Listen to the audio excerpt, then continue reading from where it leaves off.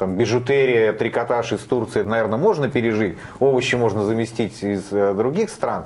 Но если говорить о серьезных глобальных инфраструктурных проектах, выгодно ли нам сегодня совсем их обрубать? Ну, вот здесь я скорее как раз за то, чтобы занять достаточно жесткую позицию, но вернее как. Здесь просто надо все очень хорошо просчитать.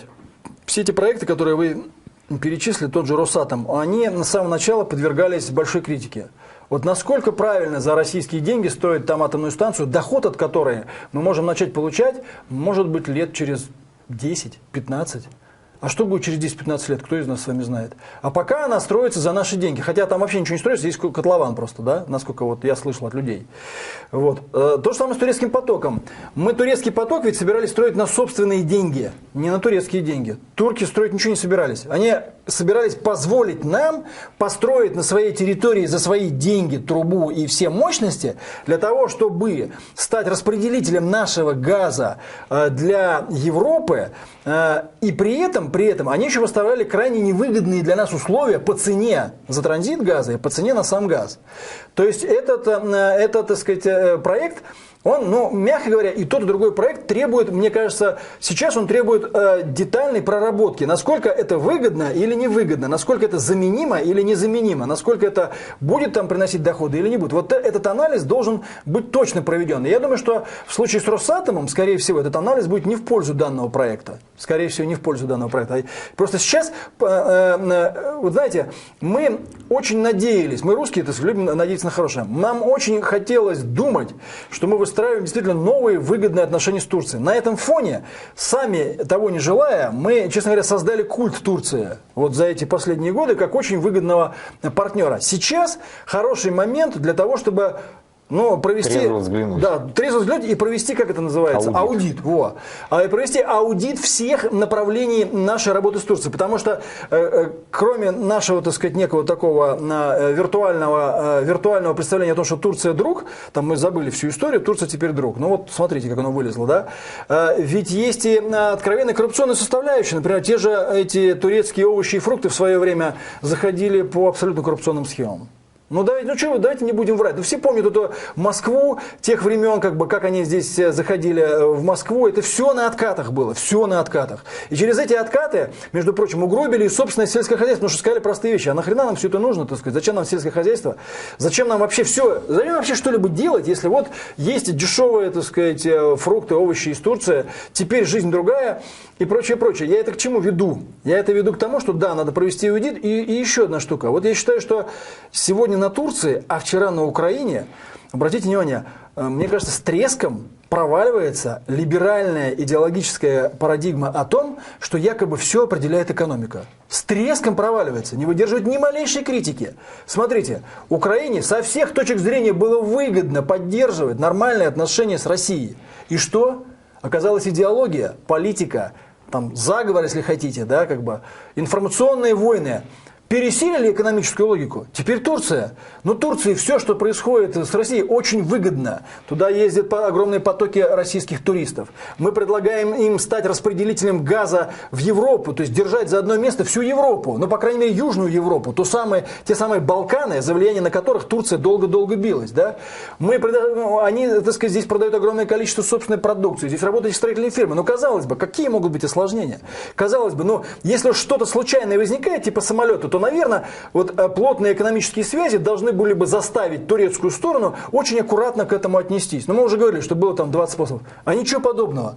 Оказывается, что мир-то сложнее. Оказывается, что либеральная попытка свести все к деньгам, она вообще не выдерживает критики.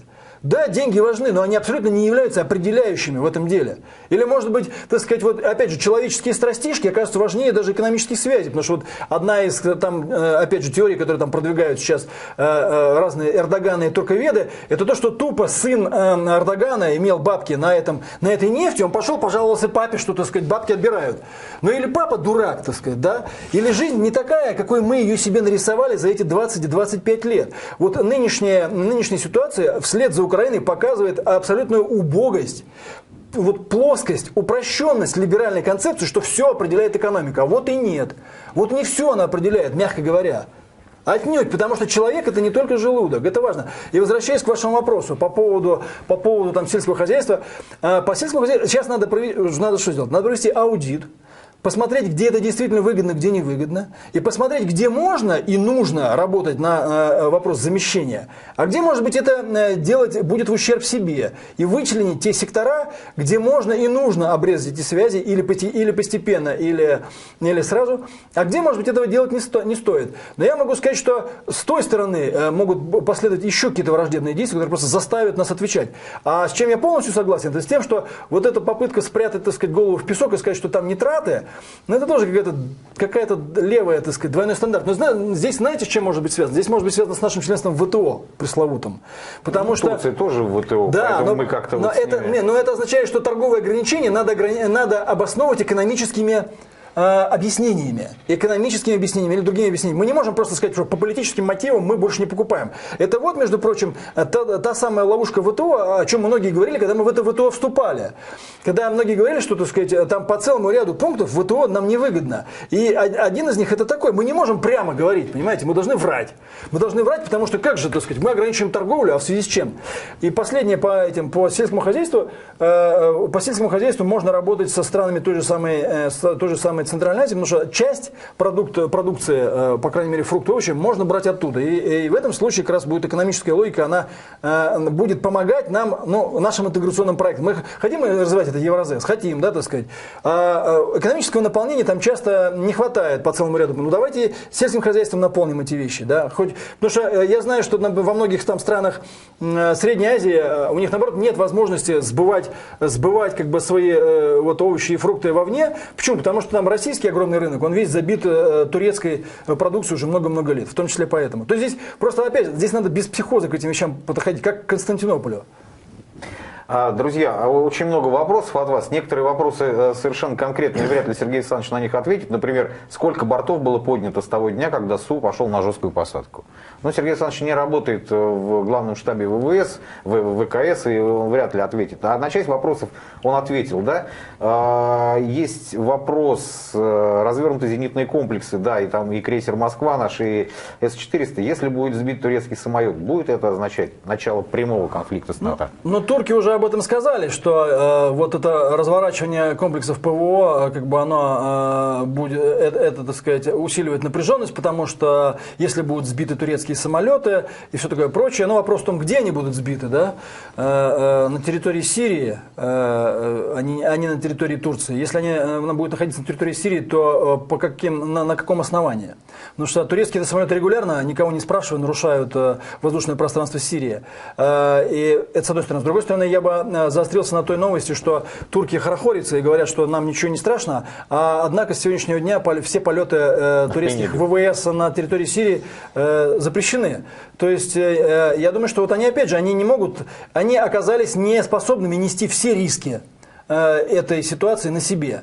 То есть, да, там делать заявление, что там нам ничего не страшно, и в случае чего Россия, ты знай, это одно. А реально подставлять свои самолеты и поставить себя на грани войны, потому что в случае этой войны Турция будет первой, так сказать, на первой линии фронта.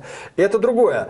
Что касается, будет ли это означать конфликт с НАТО, но это уже означает конфликт с НАТО, потому что наш самолет сбит страной НАТО. Сейчас они пытаются, так сказать, представить это так, что им надо представить такую версию, что это не конфликт с НАТО. Вот смотрите, как раз турки хотели представить это как конфликт с НАТО. Они тут же побежали в НАТО первым делом, так сказать, там искать поддержки и сказать, что это конфликт с НАТО, да? Что российский бомбардировщик вторгся на территорию НАТО, в воздушное пространство страны НАТО, а это коллективное воздушное пространство, давайте все вместе как один, так сказать, да. Но вот такой однозначной поддержки они не получили, но конфликт уже есть. Но, кстати, эта ситуация, она все-таки вносит определенные разногласия внутри НАТО, потому что, мне кажется, как минимум Европа не горит идти по пути эскалации, вот не горит таким желанием идти по пути эскалации, потому что то это Украина, теперь еще это Турция, а Турция начинает, она фактически уже шантажирует вот этой статьей о солидарности и прочее, прочее. Вот. И то, что, кстати, Оланд приехал на этом фоне в Москву, тоже важно. турки попытались все страны НАТО построить, так сказать, на защиту интересов, но Оланд приезжает на переговоры к Путину, причем не по этому поводу, а по поводу как раз контртеррористической операции, что говорит, косвенно говорит о простой вещи. На данный этап, по крайней мере, европейские страны НАТО вообще абсолютно не горят желанием и вообще несчастливы. Нет у них никакой радости по поводу того, чтобы вот так вот с помощью турок втянуться в реальный военный конфликт с Россией. Ну, после С-400 и крейсера «Москва», как Сергей Александрович справедливо заметил, все полеты турецкой авиации запрещены, потому что есть вопрос, что будет, если турки собьют еще один самолет. Но для этого нужно им сами подняться в небо, а они пока большим желанием не горят. Секунду, но я добавлю, что возможно ли в провокативных целях такая вещь? К сожалению, возможно. Если кто-то смог подтолкнуть турок к сбитию, так сказать, вот нашего самолета, то они, пожалуй, могут вот в этом угаре и своими пожертвовать.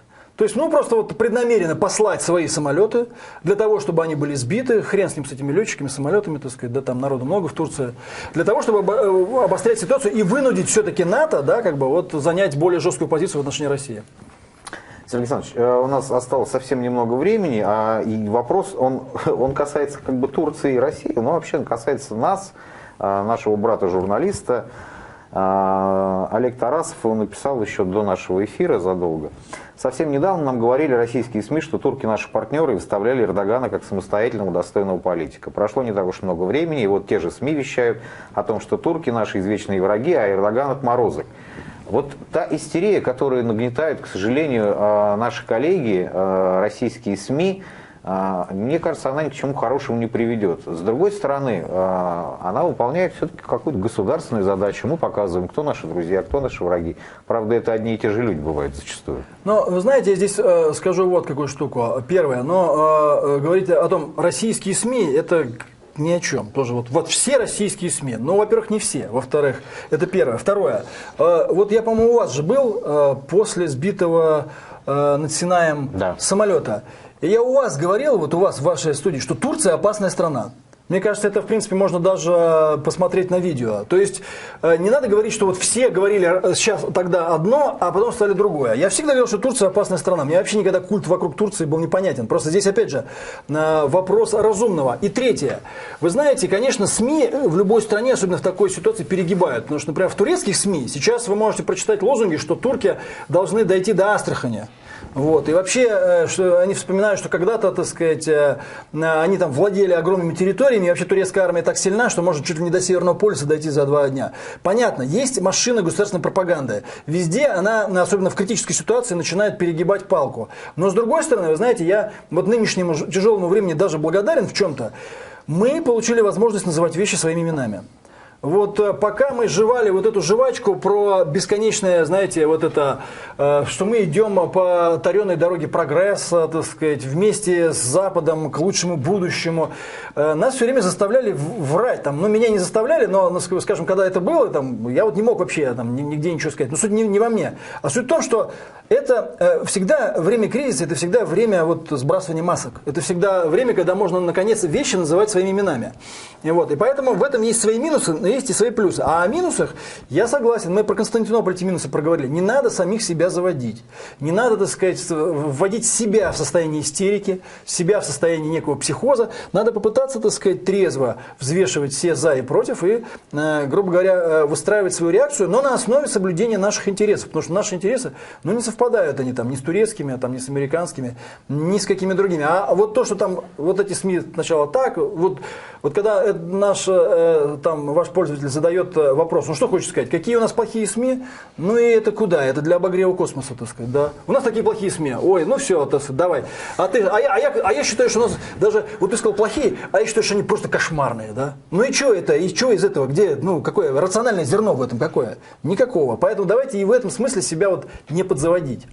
Спасибо, Сергей Александрович. Спасибо зрителям за внимание и за вопросы. И в завершении программы я хочу принести от имени нашей компании соболезнования родным и близким погибших Олега Пешкова и Александра Позынича. Это действительно российские герои. Вечная им слава. Всего доброго.